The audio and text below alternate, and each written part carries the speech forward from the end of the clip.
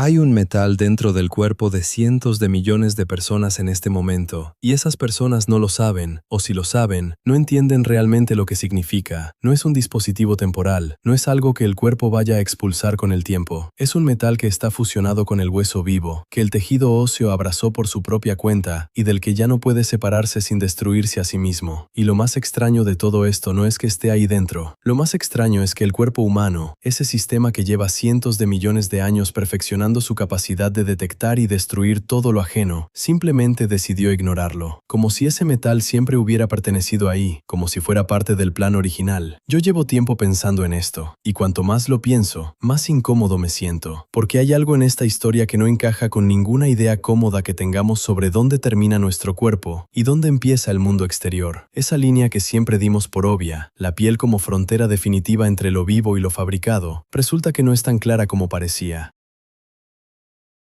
Y el titanio, ese elemento número 22 de la tabla periódica, es el responsable de haberla borrado, sin permiso, sin aviso, con una paciencia que, como vas a descubrir, tiene sentido cuando sabes de dónde viene este material. Pero antes de hablar del origen, que es una historia que literalmente te va a dejar sin palabras, necesito que entiendas la paradoja central, porque si no entiendes la paradoja, el resto pierde su peso real. El titanio no es un material especialmente raro. No es exótico en el sentido en que lo sería el oro o el platino. Es el noveno elemento más abundante en la corteza terrestre. Hay más titanio en el suelo bajo tus pies que cobre en todos los cables eléctricos de tu ciudad. Está en el granito, está en la arcilla, está en casi cualquier piedra que recojas en el campo. Y sin embargo, durante décadas, fue tratado como un material de élite, reservado para programas militares secretos y misiones espaciales. Esa contradicción, algo abundantísimo que se comporta como una rareza, ya te dice que este metal tiene un carácter doble, una cara tranquila y una cara que puede arruinarlo todo si no sabes manejarla. Y esa dualidad, como verás, atraviesa toda su historia. Lo que me parece más difícil de asimilar, y te lo digo en serio, es la escala de tiempo que implica este material. Estamos hablando de un metal que no se formó en la Tierra, que no surgió de ningún proceso geológico de nuestro planeta. Los átomos de titanio que hoy están dentro del hueso de una persona fueron sintetizados en el interior de una estrella que explotó antes de que nuestro Sol existiera. Eso no es una metáfora, es lo que ocurrió, y hay instrumentos que lo han medido directamente. Esos átomos viajaron por el espacio durante millones de años, entraron en la nube de gas y polvo de la que se formó nuestro sistema solar, quedaron atrapados en la roca de la Tierra joven, pasaron miles de millones de años en el subsuelo, y luego un ser humano los sacó, los procesó en un reactor industrial, los convirtió en metal y los colocó dentro de un hueso vivo, y el hueso los aceptó. Si eso no te genera al menos un momento de vértigo, escúchame de nuevo. Un átomo que nació en la muerte de una estrella, terminó fusionado con tejido vivo humano, y nadie protestó. Ni el cuerpo, ni la biología, ni la evolución. Silencio absoluto. Amigos, si esto ya te está pareciendo tan increíble como a mí, suscríbete y dale like. De verdad que ayuda muchísimo a que estas historias lleguen a más gente. Ahora bien, para que entiendas por qué el cuerpo no rechaza el titanio, primero tienes que entender lo que el cuerpo sí rechaza y con qué nivel de agresividad lo hace, porque el sistema inmunológico humano no es un vigilante relajado, es un sistema diseñado por la evolución para asumir que todo lo desconocido es peligroso hasta que se demuestre lo contrario, y lo hace con una sensibilidad que, cuando la piensas en detalle, resulta casi exagerada. Piensa en lo que le pasa a tu cuerpo cuando entra una pequeña astilla de madera en tu dedo, una astilla de medio milímetro, una astilla que no lleva ningún veneno, que no contiene ningún agente infeccioso, que es simplemente un fragmento vegetal inerte. En cuestión de horas, la zona se inflama, se pone roja, duele al tacto. El cuerpo moviliza células especializadas hacia ese punto para rodear la intrusión, intentar disolverla o encapsularla, y si no puede, generar una respuesta de presión que eventualmente expulse el cuerpo extraño hacia afuera.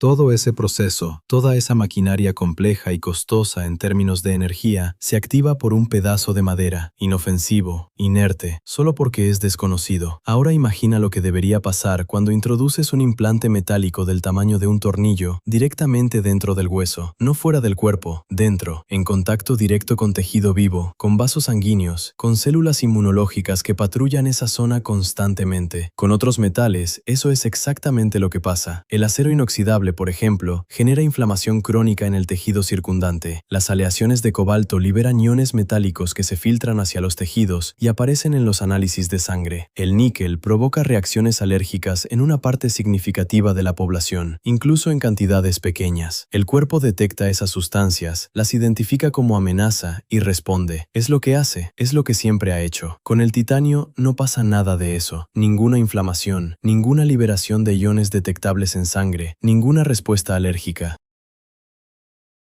El sistema inmunológico que es capaz de reaccionar ante el polen de una flor, que en algunos casos ataca las propias células del cuerpo confundiéndolas con enemigas, pasa completamente de largo ante un trozo de titanio implantado en la médula ósea. Y no solo durante los primeros meses, cuando podría pensarse que el cuerpo aún no ha procesado la situación, sino durante décadas, 30 años, 40 años, hasta el final de la vida del paciente. Y la razón de ese silencio inmunológico, cuando la entiendes, es tan elegante y tan extraña al mismo tiempo que cuesta creer que nadie la diseñó a propósito. La respuesta está en algo que no puedes ver, tocar ni oler, algo tan pequeño que pierde todo significado intentar compararlo con cualquier cosa del mundo cotidiano. Cuando el titanio entra en contacto con el oxígeno, y eso ocurre en una fracción de segundo, literalmente antes de que puedas parpadear, su superficie reacciona y genera una capa de óxido. No una capa visible, no una costra ni una pátina como la del cobre cuando envejece. Una película de apenas unos pocos átomos de grosor. Para darte una idea de lo que eso significa en términos reales, un cabello humano tiene un grosor de aproximadamente 80.000 nanómetros. Esa capa de óxido sobre el titanio tiene entre 2 y 6 nanómetros, es decir, es miles de veces más delgada que un cabello. Es invisible a cualquier microscopio óptico convencional. Solo ciertos instrumentos de análisis electrónico pueden detectar su presencia de forma indirecta. Y sin embargo, esa película invisible es lo que cambia todo, porque lo que el sistema inmunológico encuentra cuando entra en contacto con un implante de titanio no es el metal en sí, es ese óxido. Y ese óxido, desde el punto de vista de la biología, no dice nada, no libera iones al entorno, no reacciona con las proteínas de la sangre, no activa las células patrulleras que normalmente rodearían cualquier cuerpo extraño y lanzarían la señal de alarma. Es como si el titanio se pusiera una máscara química en el momento en que entra al cuerpo, una máscara que habla el idioma de la neutralidad, y el sistema inmunológico lo mira, no reconoce ninguna amenaza y sigue su camino. El metal se esconde a plena vista dentro del tejido vivo, disfrazado de nada. Lo que me parece fascinante de esto es que nadie lo diseñó así. No hubo un ingeniero en un laboratorio que dijera, vamos a crear un material cuya capa de óxido sea biológicamente inerte para que el cuerpo no lo rechace. La química simplemente funcionó de esa manera, y los humanos tardamos décadas en entender por qué nuestros implantes de titanio no generaban la respuesta que todos los demás metales sí generaban. Esa capa de óxido se regenera sola si se daña. Si rascas la superficie, si la cortas, si la sometes a presión mecánica, en fracciones de segundo el titanio expuesto vuelve a oxidarse y reconstituye su escudo. Es un sistema de autoprotección pasivo, automático, sin ningún mecanismo activo detrás, solo química elemental haciendo su trabajo con una eficiencia que cualquier ingeniero envidiaría. Pero aquí viene la parte que de verdad me dejó sin palabras la primera vez que la entendí. La invisibilidad inmunológica del titanio es solo la mitad de la historia, porque el cuerpo no se limita a ignorarlo. El cuerpo hace algo completamente inesperado, algo que va mucho más allá de la simple tolerancia. Y para entenderlo, hay que hablar de lo que ocurre en el hueso en los meses siguientes a la implantación, ese proceso silencioso que ocurre sin que el paciente lo sienta, sin que ningún análisis de sangre lo refleje, y que convierte al titanio en algo que ya no es un objeto dentro del cuerpo, sino parte del cuerpo mismo. Eso lo vemos en la siguiente parte, y te garantizo que lo que viene no tiene ningún paralelo en ningún otro material que el ser humano haya puesto alguna vez dentro de sí mismo. Cuando los médicos hablan de la integración de un implante, generalmente se refieren a que el implante quedó bien colocado, que no se movió, que el paciente se recuperó sin complicaciones. Es una descripción funcional, mecánica, clínica. Pero lo que realmente ocurre a escala microscópica entre el metal y el tejido vivo es otra cosa completamente distinta, y cuando te lo cuento, vas a entender por qué este fenómeno lleva décadas siendo objeto de investigación activa en los mejores centros científicos del mundo, sin que nadie haya podido explicarlo del todo. Las células del hueso se llaman osteoblastos. Son las responsables de construir tejido óseo nuevo, de reparar fracturas, de mantener la arquitectura interna del esqueleto. Cuando un osteoblasto entra en contacto con la superficie de un implante de titanio, algo en esa superficie, algo en la textura microscópica de ese óxido invisible, le da una señal. No una señal química en el sentido tradicional, no una molécula que se una a un receptor y dispare una cascada bioquímica conocida. Algo más sutil, más físico, relacionado con la topografía de la superficie a escala nanométrica. Y esa señal le dice al osteoblasto que se quede, que se adhiera, que empiece a dividirse y a construir matriz ósea nueva directamente sobre el metal. Lo que ocurre en los meses siguientes es que el hueso literalmente crece sobre el titanio, rellena las microirregularidades de su superficie, se mete en cada pequeña cavidad, en cada rugosidad, en cada poro si la superficie fue diseñada para tenerlos. Y cuando ese proceso termina, la frontera entre el metal y el hueso deja de ser una frontera en ningún sentido real. No hay una línea donde termina uno y empieza el otro. Hay una transición gradual, una zona donde el tejido vivo y el material inorgánico están tan entrelazados que separarlos sin destruir ambos resulta físicamente imposible. Andrés Villanueva Reyes, el investigador que documentó este fenómeno por primera vez de forma sistemática, describió en sus notas personales la sensación de estar mirando algo que la biología no debería permitir. Un metal que no es vivo, que no tiene ninguna instrucción genética, que no produce ninguna señal molecular reconocible, siendo incorporado por el cuerpo como si fuera un tejido más, como si la frontera entre lo orgánico y lo inorgánico fuera, en ciertas condiciones muy específicas, completamente negociable. Y lo más desconcertante de todo es que décadas después de que este fenómeno se convirtiera en la base de una industria médica global, la secuencia exacta de eventos moleculares que lo desencadena sigue siendo materia de investigación activa. Sabemos qué ocurre, sabemos cómo aprovecharlo, sabemos que si texturizamos la superficie del implante de cierta manera, el proceso se acelera. Pero la explicación completa, el mecanismo paso a paso, desde el primer contacto entre el osteoblasto y el óxido de titanio hasta la integración total, todavía no está escrita. Llevamos décadas usando algo que no entendemos del todo, y eso, lejos de ser un defecto de la ciencia, me parece la descripción más honesta de cómo funciona el conocimiento real. Pero lo verdaderamente extraordinario no es que el hueso abrace al titanio. Lo extraordinario es cómo se descubrió que eso ocurría, porque la historia de ese descubrimiento es uno de los ejemplos más claros que conozco de lo que separa a un científico mediocre de uno que cambia el mundo. Andrés Villanueva Reyes no buscaba lo que encontró. Eso es lo primero que hay que entender, porque cambia completamente el significado de la historia. No era un visionario trabajando hacia un objetivo grandioso. Era un fisiólogo meticuloso, de esos que llenan cuadernos con datos y pasan más tiempo mirando por el microscopio que hablando en conferencias. Y estaba estudiando algo mucho más mundano que revolucionar la medicina. Quería entender cómo circula la sangre dentro del hueso a escala microscópica, nada más. Un problema técnico, específico, sin ninguna implicación clínica obvia en ese momento. Para observar los capilares internos del tejido óseo en animales vivos, diseñó unos pequeños dispositivos cilíndricos que se implantaban quirúrgicamente y permitían ver el interior del hueso con luz. El cuerpo de esos dispositivos era de titanio. Una elección que tomó por razones puramente prácticas, porque el material era resistente y relativamente fácil de mecanizar con la precisión que necesitaba. No había ninguna hipótesis detrás de esa elección. Era simplemente el material disponible que cumplía los requisitos técnicos del momento. Las semanas de observación transcurrieron sin incidentes. Los datos se acumulaban. Y cuando llegó el momento de retirar los dispositivos para analizar todo lo registrado, Villanueva Reyes se encontró con algo que no tenía explicación. Los dispositivos no salían. No era que estuvieran mal fijados o que hubiera habido algún error quirúrgico. Era que el hueso los había incorporado de tal manera que extraerlos sin destruir el tejido circundante era imposible. El metal y el hueso vivo habían formado una sola estructura. Podías ver dónde terminaba uno y empezaba el otro si los mirabas con el instrumental adecuado, pero separarlos físicamente era otra cuestión completamente distinta. Villanueva Reyes pasó varios días revisando sus notas, repitiendo observaciones, buscando algún error en el procedimiento que explicara lo que estaba viendo.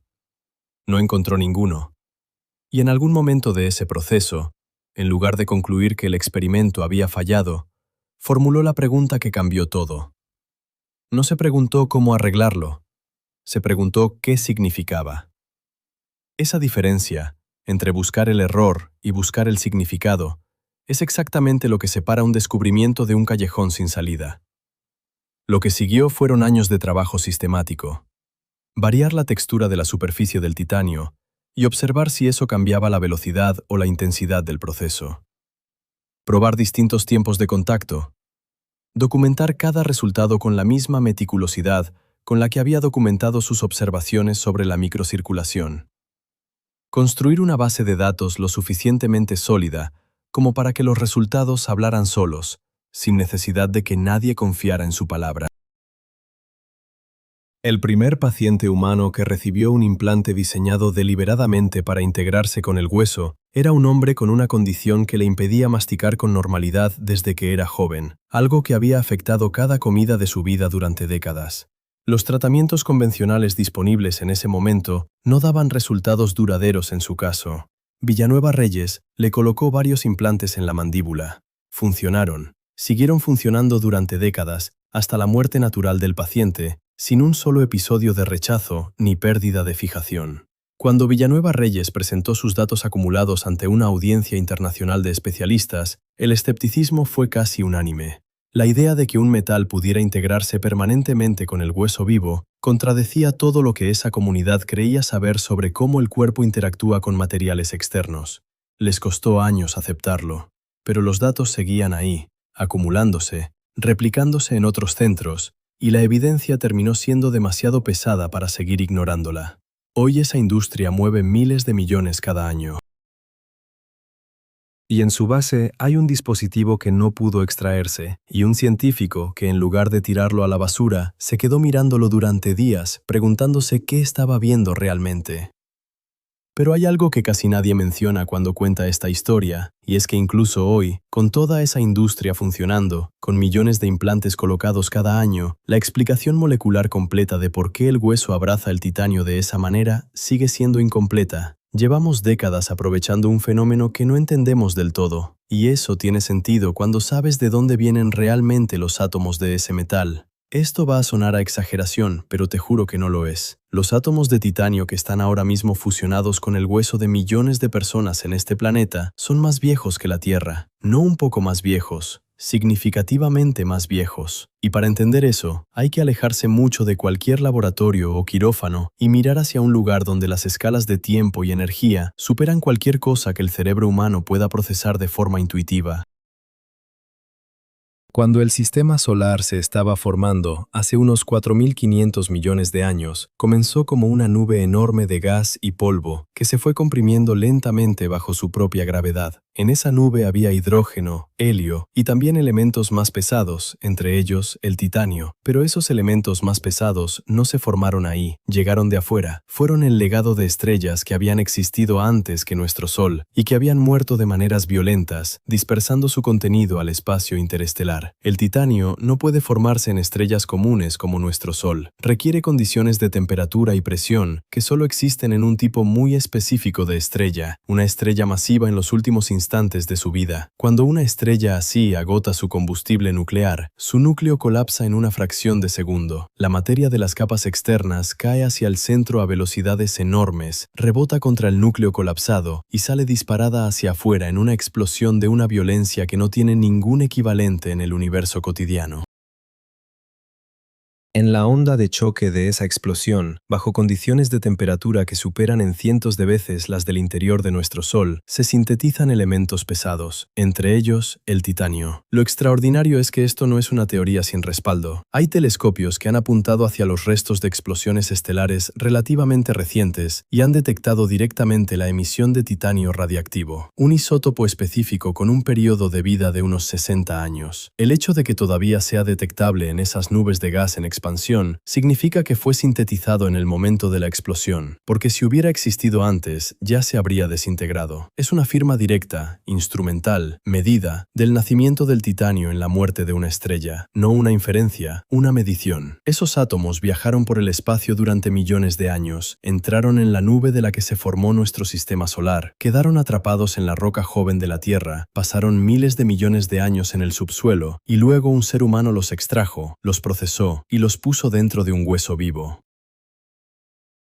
Y ahora viene lo que nadie te está contando sobre por qué ese proceso de extracción y procesado fue tan difícil durante tanto tiempo, y por qué un material que está literalmente en casi cualquier piedra del suelo tardó décadas en volverse accesible. El titanio es el 9º elemento más abundante en la corteza terrestre, y durante décadas fue tan inaccesible como si fuera el más escaso del planeta. Esa contradicción no es un accidente histórico ni un malentendido, es la consecuencia directa de algo en el carácter del propio metal, algo que los primeros ingenieros que intentaron trabajar con él aprendieron de la manera más frustrante posible. El titanio tiene dos caras completamente distintas dependiendo de la temperatura a la que se encuentre. A temperatura ambiente es tranquilo, estable, casi pasivo, pero en cuanto lo calientas por encima de cierto punto, se convierte en otra cosa. Empieza a absorber oxígeno, nitrógeno e hidrógeno del aire que lo rodea, con una voracidad que arruina el material de forma irreversible. El metal que sale de ese proceso ya no sirve para nada estructuralmente serio. Se vuelve frágil, quebradizo, inútil.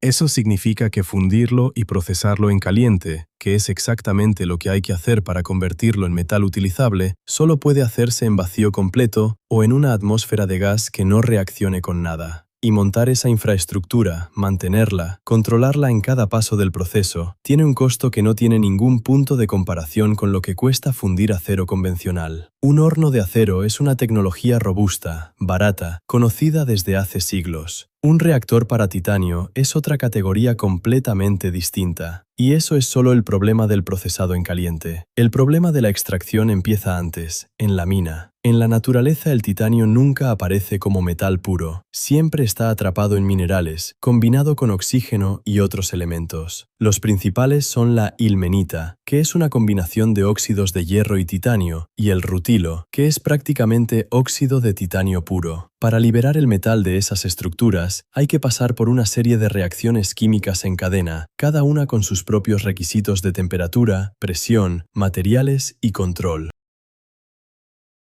El proceso que resolvió este problema de forma industrial fue desarrollado por un ingeniero metalúrgico europeo que tuvo que cruzar el océano durante la Segunda Guerra Mundial para poder seguir trabajando. Se instaló en un país que en ese momento tenía razones muy prácticas para interesarse en nuevos materiales de alto rendimiento. Trabajó con financiación pública, con acceso a laboratorios y en unos pocos años produjo lo que ningún método anterior había conseguido.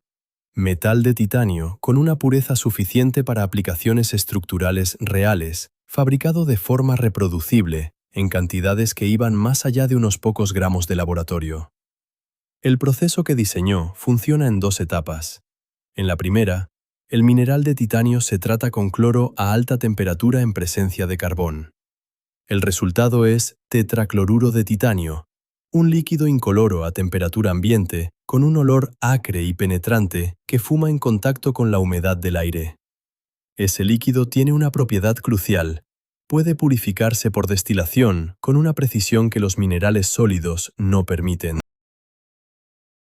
En la segunda etapa, ese tetracloruro ya purificado se introduce en un reactor hermético del que se ha extraído todo el aire y se ha llenado con argón. Dentro del reactor hay magnesio en estado líquido. El magnesio reacciona con el cloro del tetracloruro y lo arranca, liberando titanio metálico que se deposita en el interior del reactor en forma de una masa porosa y grisácea con textura de esponja. Esa masa, que los metalúrgicos llaman esponja de titanio, se extrae, se limpia y se funde en hornos de vacío para obtener el metal final. Ese proceso sigue siendo hoy el método industrial dominante para producir titanio. Han pasado más de 80 años desde que fue desarrollado y nada ha conseguido reemplazarlo a escala industrial, no por falta de intentos. Grupos de investigación en universidades de todo el mundo han propuesto métodos alternativos más eficientes en teoría. Ninguno ha logrado cruzar el abismo entre el laboratorio y la fábrica. El titanio sigue haciéndose como siempre, paso a paso, en reactores sellados, bajo condiciones que no admiten descuido. Y esa dificultad de producción es exactamente la razón por la que la geopolítica de este metal puede llegar a niveles de absurdo que cuesta creer hasta que ves la documentación. Durante los años más tensos de la Guerra Fría, los servicios de inteligencia de una de las dos superpotencias recibieron un encargo que sonaba casi imposible. Necesitaban un avión que no pudiera ser derribado, no más rápido que los cazas enemigos, directamente inalcanzable. Para volar a las velocidades que ese objetivo requería, la fricción con el aire calentaría el fuselaje hasta temperaturas que fundirían el aluminio convencional. Los ingenieros del proyecto evaluaron todas las opciones disponibles y llegaron a la misma conclusión desde distintos ángulos.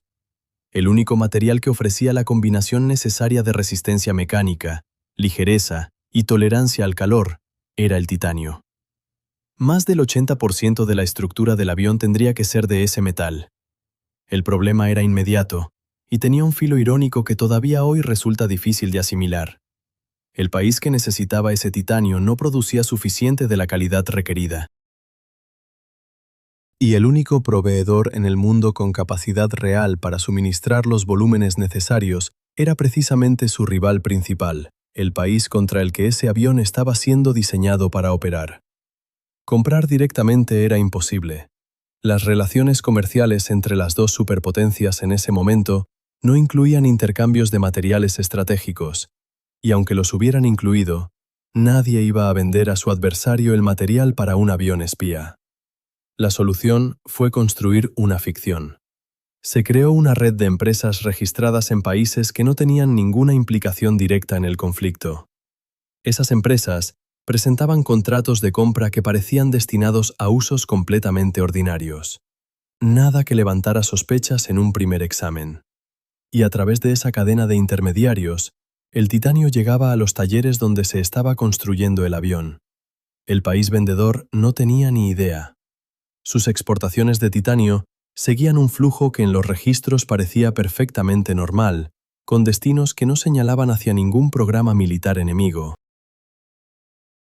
Año tras año, de forma regular y puntual, suministraba el material que su adversario necesitaba para construir el avión que sobrevolaba su territorio sin poder ser alcanzado. Cuando décadas después esto se hizo público en memorias y estudios históricos desclasificados, la reacción más común fue algo parecido a la incredulidad, no porque la operación fuera técnicamente imposible, sino porque la ironía era demasiado perfecta para parecer real. El titanio nacido en una estrella, extraído de la tierra de un país, procesado con una tecnología que ese mismo país había desarrollado, terminó siendo la razón por la que su rival podía vigilarlo desde las alturas sin que nadie pudiera hacer nada al respecto. Pero la historia del titanio no se detiene en los aviones ni en las operaciones de inteligencia. Hay una parte de esta historia que te afecta de forma mucho más directa, mucho más cotidiana, y que casi nadie conoce porque ocurrió en silencio, en los ingredientes de cosas que probablemente consumiste esta semana. Durante décadas pusiste titanio en tu boca sin saberlo, y nadie te lo dijo. No en forma de implante, no en forma de medicamento con nombre técnico en el prospecto. En forma de color blanco. Ese blanco brillante, casi irreal, que tienen ciertos chicles, ciertos glaseados de repostería, ciertas pastillas recubiertas, ciertas cremas en polvo. Ese blanco que parece demasiado limpio para ser natural. Porque no era natural. Era dióxido de titanio. El mismo compuesto que forma la capa protectora sobre un implante, el mismo óxido que le da al metal su invisibilidad inmunológica, convertido en colorante alimentario y añadido a la cadena de producción de alimentos procesados durante generaciones enteras. La lógica detrás de su uso era sencilla y cómoda, se venía usando desde hacía décadas. Nadie moría de forma visible ni inmediata después de consumirlo. Los registros no mostraban ninguna señal de alarma obvia, así que seguía en las listas de ingredientes aprobados, con un código de identificación discreto, sin que nadie en la cadena de producción ni en la de consumo hiciera demasiadas preguntas. Era uno de esos ingredientes que están ahí porque siempre estuvieron ahí, y esa continuidad se confundía con seguridad. El problema apareció cuando las autoridades sanitarias europeas decidieron hacer algo que no se había hecho con suficiente profundidad antes. Revisar la evidencia disponible con los estándares científicos actuales, no con los de décadas atrás. El resultado de esa revisión fue incómodo. No pudieron establecer una cantidad diaria segura para el consumo humano continuado. No porque el compuesto fuera claramente dañino en dosis bajas, sino porque los datos disponibles no permitían descartarlo con la certeza que se requiere para seguir autorizando su uso en alimentos. El problema específico tenía que ver con el tamaño de las partículas. En cualquier muestra comercial de dióxido de titanio, siempre hay una fracción de partículas de tamaño nanométrico.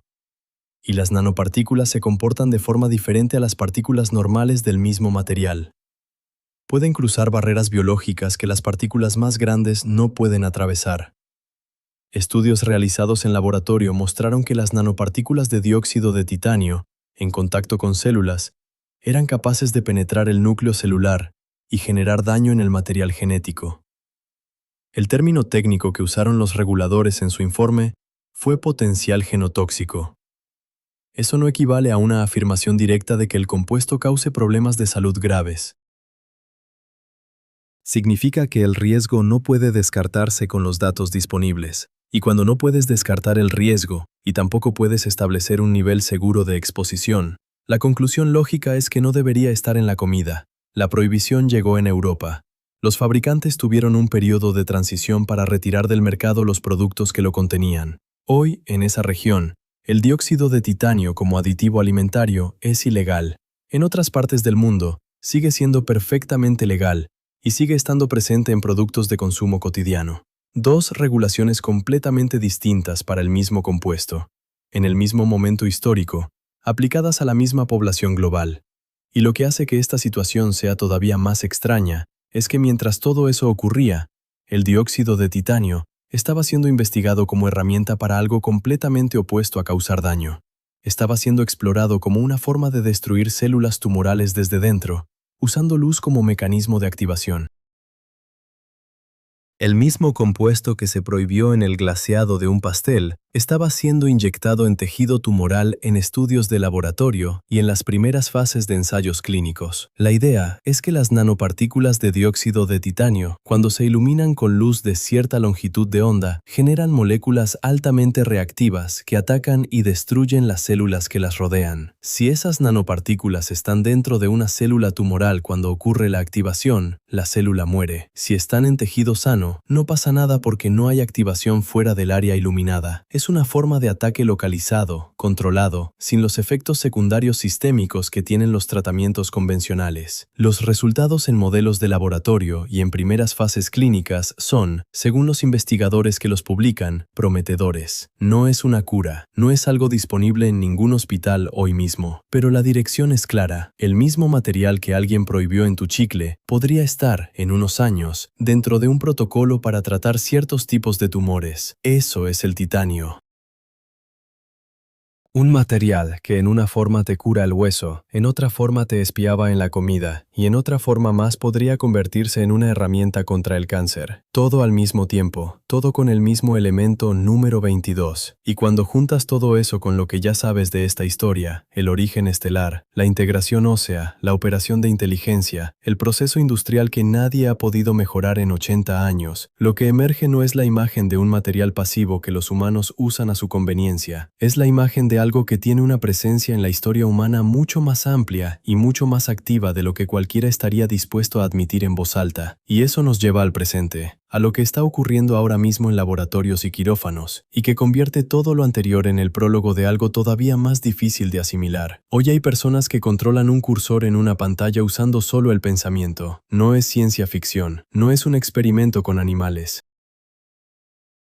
Son seres humanos reales, con nombres y apellidos, que participaron en ensayos clínicos autorizados y que ahora tienen un dispositivo implantado en su corteza cerebral que lee sus intenciones motoras y las convierte en señales digitales. El dispositivo, un disco de poco más de 2 centímetros de diámetro, lleva electrodos que se introducen directamente en el tejido del cerebro, y su carcasa exterior, la que está en contacto permanente con el tejido vivo más sensible del cuerpo humano, es de titanio. Lo que eso significa en términos prácticos es que la frontera que siempre existió entre el sistema nervioso humano y el mundo digital exterior ya no es absoluta. Hay personas en las que esa frontera se ha vuelto permeable en una dirección. Sus pensamientos salen hacia afuera en forma de señal. El siguiente paso, que ya está siendo investigado, es la dirección contraria. Que información del exterior entre hacia adentro, no como sonido ni como imagen percibida por los sentidos, sino directamente en la red neuronal, saltándose los órganos sensoriales por completo.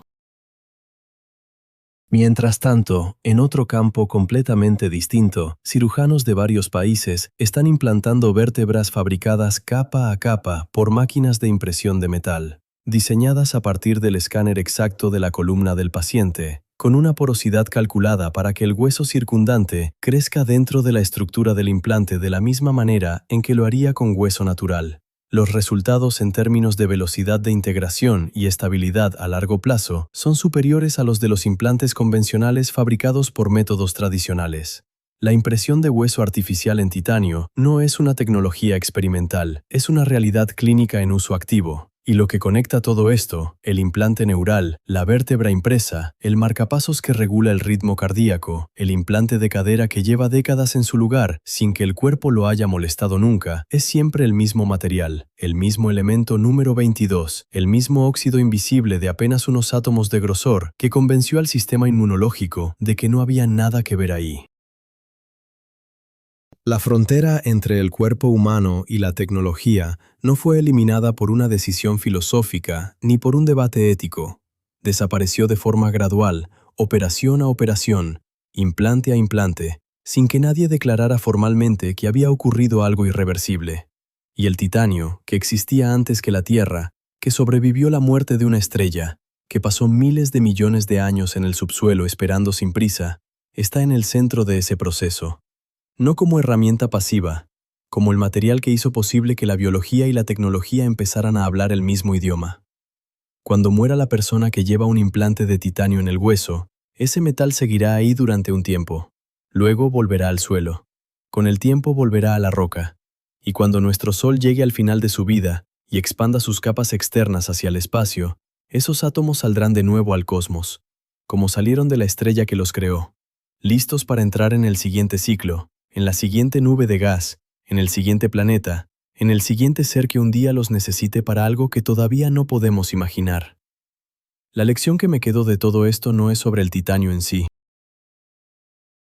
Es sobre la distancia que existe entre lo que creemos controlar y lo que realmente ocurre. Creemos que usamos los materiales, pero los materiales tienen una historia que nos precede en miles de millones de años y una continuidad que nos sobrevivirá igual de largo. Somos el episodio más reciente de una historia que empezó mucho antes que nosotros y que seguirá mucho después. Y el titanio, con toda la indiferencia de algo que ha sobrevivido ya a una estrella, simplemente sigue haciendo su trabajo. Ahora te hago una pregunta que me gustaría que respondieras en los comentarios. Si mañana te ofrecieran un implante cerebral de titanio que multiplicara por 10 tu capacidad de memoria y concentración, sin efectos secundarios conocidos, ¿lo aceptarías? ¿O hay una línea que no estás dispuesto a cruzar? ¿Y dónde exactamente está esa línea para ti? Si esta historia te hizo pensar, si llegaste hasta aquí y sientes que aprendiste algo que vale la pena, dale like y suscríbete al canal. Es la forma más directa de ayudar a que este tipo de contenido llegue a más gente. Nos vemos en el próximo video.